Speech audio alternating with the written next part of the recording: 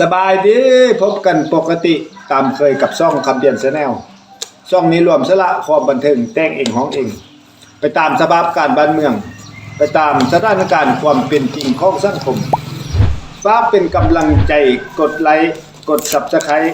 และกดกระดิ่งแจ้งเตือนเพื่อบ่ให้พลาดโอกาสรับฟังเพลงที่แต่งออกใหม่ๆมื้อนี้จะบ่ได้ร้องเพลงมื้อนี้จะมาลุ้นของคนนำกันมื้อนี้ดีใจหลายที่ได้รับของคนมาจากบ่าววิน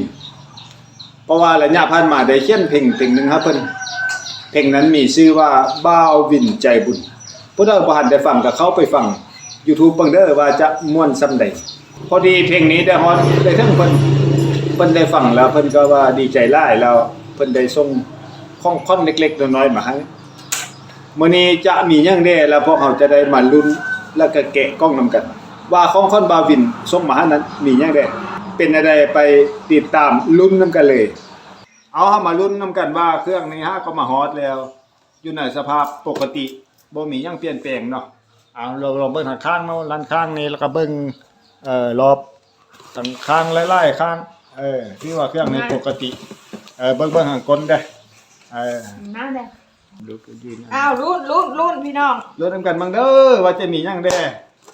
ตุ๊ดก็มาดีนะแล้วเอาเครื่องลงหลังหน้าเอาลุ้นนำกันเบิ่งกล้องค่อนจากบ่าววินรุ่นบ่บ่รู้สินางว่าเท่าใดอันนี้เอาทอดมาพี่มาทอดเอามีหยังเด้อป่าเด้อเพื่อนวินเด้อพี่น้องแซ่บทั้งใจโอ้ขอบมกขอบใจหลายๆเนาะที่ได้ซิมปลาแดกเพื่อนวินแล้วเพิ่นก็มีซองของคนให้อีกปลาแดกเพื่อนวินมีเขาร่ำรวยสุขมันแข็งแรงมี12กล่องปลาแดกเพื่อนวินแถมยังมีซองเล็กๆน้อยๆจะเป็นน้ำจิตน้ำใจจากบ่าววินจะมีจังได๋ลองไข่มาเบิ่งอ่านมึงดูเพิ่นเขียนไว้ได้ๆนะขอให้สุขภาพแข็งแรงขอให้สุขภาพแข็งแรงแกะกล้องลุ้นนำกันพี่น้องปะโถพี่น้องมีเ